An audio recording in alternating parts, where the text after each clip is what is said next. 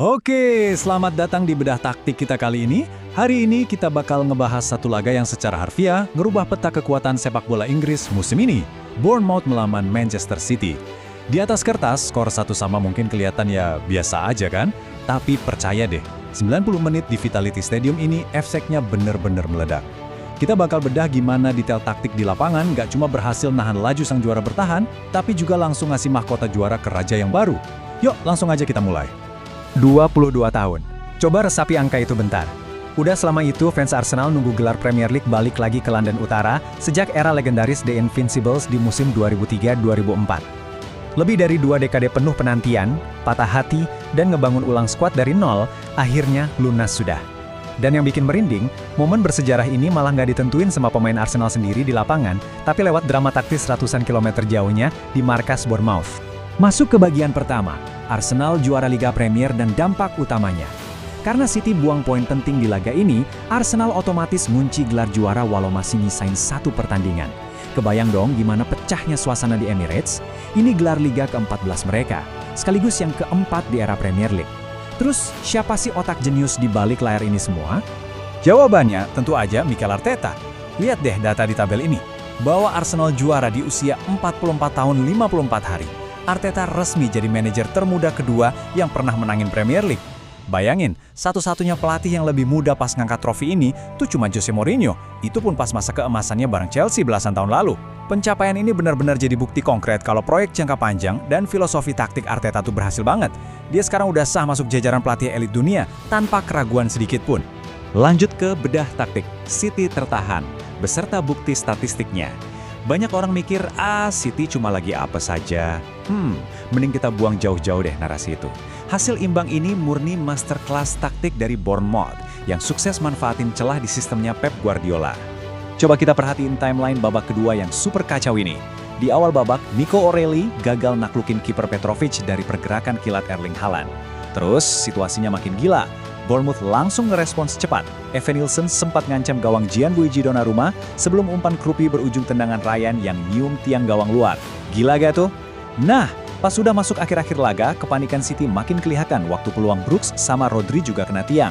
Baru deh di menit 95, Haaland akhirnya bisa cetak gol dari bola rebound. Sebuah sekuens luar biasa yang nunjukin gimana Bournemouth benar-benar bikin pertahanan City kelabakan. Sekarang kita masuk ke data expected goals atau peluang gol bersihnya. Sebagai analis, saya selalu bilang, angka nggak pernah bohong. Lihat grafiknya, Bournemouth menang mutlak di pertarungan XG ini dengan 1,99 dibanding City yang cuma dapat 1,67. Ini ngebantah anggapan kalau The Cherries cuma parkir bus dan ngandelin serangan balik nasal. Nggak sama sekali.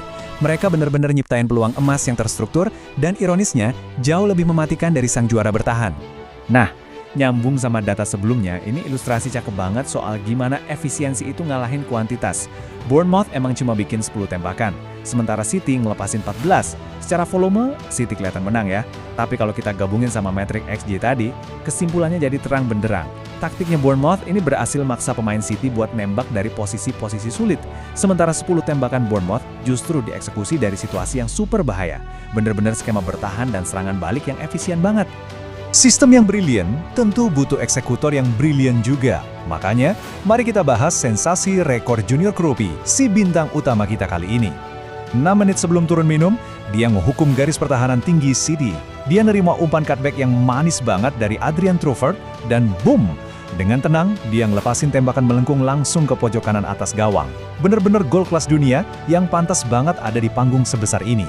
Kruppi ini bukan kebetulan aja ya, dan deretan statistik ini buktinya. Pertama, dia udah cetak 13 gol di Premier League musim ini. Itu rekor tertinggi buat pemain remaja di musim debutnya loh. Terus yang kedua, dan ini sih yang paling epik, Kruppi jadi remaja pertama yang berhasil ngegolin ke gawang 3 tim raksasa di musim yang sama.